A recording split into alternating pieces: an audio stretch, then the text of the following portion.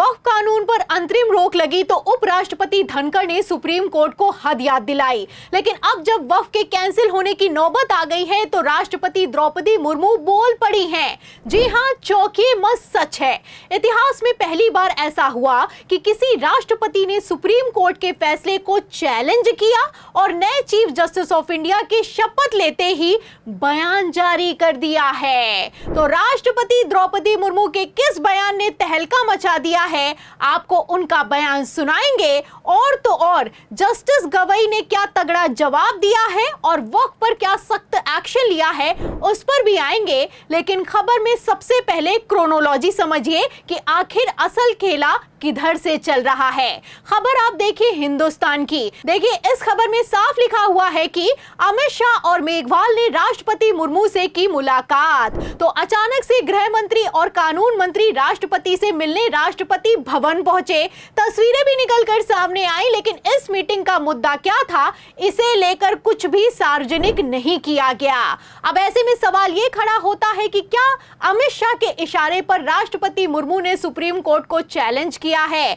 आखिर क्यों अभी तक चुप बैठी राष्ट्रपति वक्फ की सुनवाई से ठीक पहले बोल पड़ी हैं? ये सवाल इसलिए किया जा रहा है क्योंकि सुप्रीम कोर्ट ने 1 महीने पहले 8 अप्रैल को ऐतिहासिक फैसला सुनाया और इस फैसले में आप जानते हैं कि किस तरीके से राष्ट्रपति और राज्यपाल को आदेश पारित कर दिया गया कि बिना कारण बताए बिलों को पेंडिंग नहीं रख सकते हैं, 3 महीने में फैसला लेना ही होगा। इस फैसले में सुप्रीम कोर्ट ने सिर्फ राष्ट्रपति की टाइम लिमिट निर्धारित नहीं की, बल्कि तमिलनाडु के 10 पेंडिंग बिलों को बिना राष्ट्रपति की मंजूरी के कानून घोषित कर दिया। आपको बता दें, 1 महीने पहले यह फैसला निकलकर सुप्रीम कोर्ट से सामने आया था, लेकिन राष्ट्रपति नहीं बोली। और बोली तो कब बोली, जब सीजीआई खन्ना रिटायर हो गए, नए chief justice of India Gavai ने शपथ ले ली और आज वक्फ के मसले पर सुप्रीम कोर्ट में सुनवाई हुई है। उसके ठीक कुछ घंटों पहले राष्ट्रपति ने सुप्रीम कोर्ट पर दबाव बनाते हुए बयान जारी कर दिया है। और क्या खबर निकलकर सामने आई है, आप बिग ब्रेकिंग देखिए। हिंदुस्तान की खबर में लिखा हुआ है कि सुप्रीम कोर्ट के फैसले पर राष्ट्रपति ने जताई आपत्ति, पूछा कि अदालतों के पास इसका अधिकार है। इतना ही नहीं, राष्ट्रपति यही नहीं रुकी है, पहले तो अधिकार की बात की है और आगे जो कहा है वो तो और भी ज्यादा धमाकेदार है। क्या कहना है, खबर आप देखिए भास्कर की। इसमें बाकायदा राष्ट्रपति के बयान की बिग हेडिंग लगाई गई है और इसमें लिखा हुआ है कि गवर्नर प्रेसिडेंट के लिए डेडलाइन बनाने पर मुर्मू के 14 सवाल, पूछा संविधान में ऐसी व्यवस्था नहीं, फिर सुप्रीम कोर्ट कैसे दे सकता है फैसला। अब यहीं पर मैं आपको बता दूं, पेच फंस गया है। राष्ट्रपति मुर्मू का कहना है कि सुप्रीम कोर्ट डेडलाइन निर्धारित नहीं कर सकता है, संविधान में इसकी व्यवस्था नहीं है, सुप्रीम कोर्ट ने संविधान के खिलाफ काम किया है। ये बयान अपने आप में बहुत बड़ा बयान है, क्योंकि ये बयान किसी छुटभैया नेता, कार्यकर्ता, विधायक, सांसद की तरफ से नहीं निकलकर सामने आया है, बल्कि संविधान में सबसे ऊंचे पद पर बैठे राष्ट्रपति की तरफ से निकलकर सामने आया है। और राष्ट्रपति के मुंह से ऐसी बातें अच्छी नहीं लगती। आपको बता दें कि संविधान ने ही सुप्रीम कोर्ट को ताकत दी है कि वो फैसला ले सकता है। जिस अनुच्छेद 142 को उपराष्ट्रपति धनखड़ ने परमाणु मिसाइल करार दिया है, उसी अनुच्छेद 142 में अंबेडकर ने साफ कह दिया है कि अगर कोई मामला इतना असाधारण हो कि मौजूदा कानून के जरिए न्याय ना किया जा सके, तो अनुच्छेद 142 सेफ्टी वॉल्व का काम करेगा। आपको बता दें, इसी अनुच्छेद के तहत आदेश पारित करके राम मंदिर बना तो भाजपाइयों ने ताली पीटी। फैसला सुनाने वाले चीफ जस्टिस रंजन गोगोई को राज्यसभा का टिकट दे दिया गया, लेकिन अब उसी कोर्ट को गाली पड़ रही है, उसी सुप्रीम कोर्ट को टारगेट किया जा रहा है। अभी तक भाजपाई सांसद और उपराष्ट्रपति टारगेट कर रहे थे और अब तो राष्ट्रपति भी बयान देती हुई नजर आ रही है। और सिर्फ बयान नहीं दिया है, सुप्रीम कोर्ट पर 14 सवाल दागे हैं और इन सभी सवाल सवालों के जवाब में जस्टिस गवई ने सिर्फ एक जवाब दिया है और कह दिया है कि संविधान सर्वोपरि है और इसके साथ गलत होगा तो हम झुकने वाले नहीं हैं।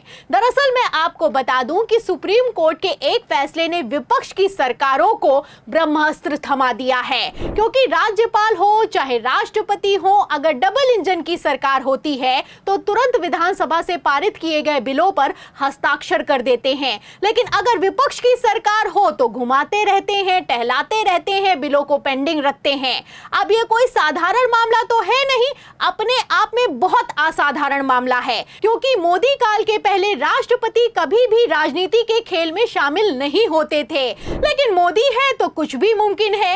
इसीलिए सुप्रीम कोर्ट ने सख्त एक्शन लिया और अनुच्छेद 142 के तहत अपनी शक्तियों का इस्तेमाल करते हुए राष्ट्रपति के लिए टाइम लिमिट निर्धारित कर दी। जब फैसला हुआ तो 1 महीने तक राष्ट्रपति इस फैसले पर नहीं बोली, लेकिन अब प्रेशर पॉलिटिक्स खेली जा रही है और अब राष्ट्रपति बोली हैं। वो भी तब बोली हैं जब अमित शाह ने अचानक से उनसे मीटिंग की है। तो क्या ये खेल कहीं और से चल रहा है? क्योंकि जब वक्फ कानून पर अंतरिम रोक लगी तो उपराष्ट्रपति धनखड़ को सामने किया गया, बयान निकलकर सामने आया, सुप्रीम कोर्ट को टारगेट किया गया और अब तो राष्ट्रपति बोल रही हैं। वो भी तब बोल रही हैं जब सुप्रीम कोर्ट से वक्फ के कैंसिल होने की नौबत आ गई है। आपको बता दें कि एक तरफ राष्ट्रपति बोली हैं, दूसरी तरफ सुप्रीम कोर्ट में वक्फ की सुनवाई टल गई है। आज तो सुनवाई टल गई है, लेकिन जस्टिस गवई ने अपने जवाब से यह साफ कर दिया है कि एक्शन तो होकर ही रहेगा। खबर भी मौजूद है, खबर आप देख भी सकते हैं। बिजनेस स्टैंडर्ड की खबर में साफ लिखा हुआ है कि संविधान सर्वोच्च है, संसद या न्यायपालिका नहीं। तो जो लोग संसद को सुप्रीम बता रहे थे, उनको जस्टिस गवई ने मुंह पर जवाब दिया है और तो और शपथ लेने से पहले ही साफ कर दिया है कि चीफ जस्टिस ऑफ इंडिया के पद से रिटायर होने के बाद वो किसी तरह का कोई पदभार ग्रहण नहीं करेंगे। मतलब साफ है कि कोई दबाव, कोई लालच या फिर कि कोई धमकी सुप्रीम कोर्ट पर नहीं चलने वाली है। तो क्या इसीलिए भाजपाई बौखला रहे हैं? क्या इसीलिए वक्फ की सुनवाई से ठीक पहले राष्ट्रपति द्रौपदी मुर्मू को आगे कर दिया गया है? क्या वक्फ कानून भी अनुच्छेद 142 के तहत सुप्रीम कोर्ट से कैंसिल होने वाला है? क्योंकि सिर्फ राष्ट्रपति ने नहीं, केंद्र सरकार ने भी सुप्रीम कोर्ट में हलफनामा दाखिल करके अपने पैरों पर कुल्हाड़ी मारी है। आपको बता दें कि मोदी सरकार ने सुप्रीम कोर्ट से कह दिया है कि जो वक्फ कानून पर अंतरिम रोक लगाई गई है ये गैर संवैधानिक है। अब ऐसे हालातों में वक्फ कानून जस्टिस गवई की अदालत में कितनी देर टिक पाएगा?